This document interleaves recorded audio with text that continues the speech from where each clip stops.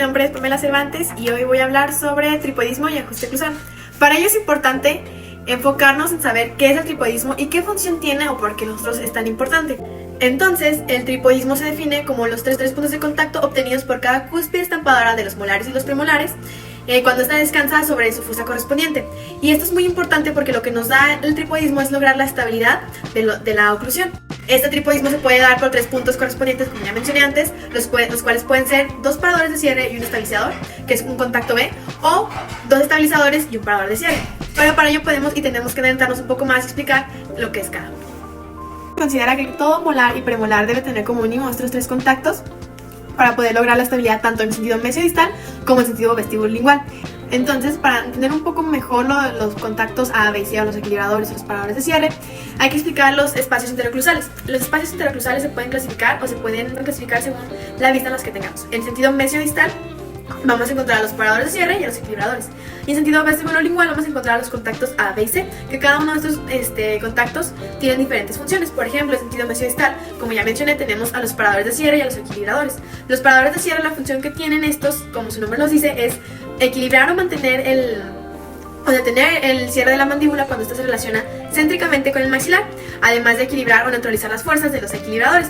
Es como si yo tengo un carro blanco y un carro gris. El carro gris choca al carro blanco por detrás y la parte que se daña del carro blanco es la parte trasera. Entonces nuestros paradores de cierre van a ser las inclinaciones distales de los dientes posteriores en el maxilar superior, y en el maxilar inferior o en la mandíbula van a ser las vertientes mesiales de los dientes posteriores. Mientras tanto, los equilibradores, la función que tienen también son importantes. La primera es neutralizar las fuerzas ejercidas por los mantenedores de cierre o por los paradores de cierre en sentido mesiodistal, además también de darnos estabilidad en sentido vestibulolingual.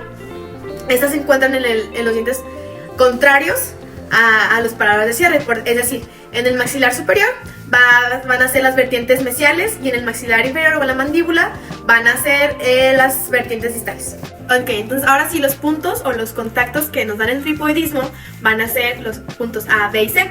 Estos se clasifican en sentido vestibulolingual y tienen diferentes funciones. Por ejemplo, los puntos A, estos son cuando la cúspide de corte superior, o sea, esta la cúspide de corte superior y la cúspide de destapadora inferior entran en contacto.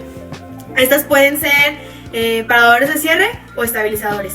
En cambio, los contactos C o los puntos C son todo lo opuesto a los contactos A. Por ejemplo, la cúspide estampadora superior cuando ocluye con la cúspide de corte inferior. Esos pueden ser mantenedores de cierre o también estabilizadores.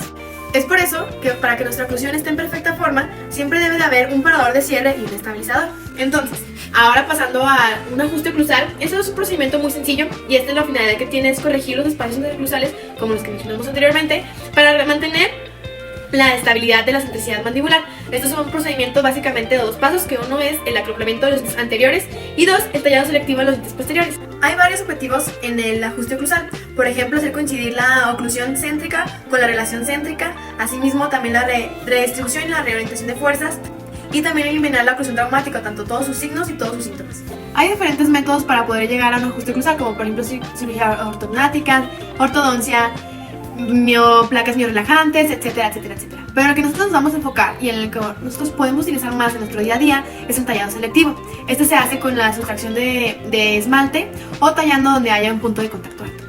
También hay que tener ciertos cuidados, hay que tener un diagnóstico correcto, o sea, hacer todo lo relacionado con la historia clínica, que haya y que también no sea por una emergencia. Es decir, que no sea porque requiera un tratamiento periodontal, alguna endodoncia o alguna cosa que esté relacionada con la materia operatoria. También es importante que el paciente tenga algo llamado neurobiorelajación, es decir, que los músculos estén bien relajados para poder llevar al paciente a relación céntrica. También hay que tener un pretallado, nunca se talla, o sea, el ajuste oclusal se hace directamente sobre el paciente. Siempre hay que tomar modelos de estudio y sobre los modelos de estudio hacer el pretallado y ver cómo fluye. También crear surcos es muy importante para esto. También siempre tallar sobre esmalte, nunca sobre dentina, porque entonces vamos a crear otros problemas que no son necesarios en nuestro paciente. Para realizar nuestro tallado selectivo hay una serie de pasos que debemos seguir. El primero de estos es el uso de espaciadores para llevar a nuestro paciente céntrica. Estos se usan los espaciadores y se van quitando lámina por lámina.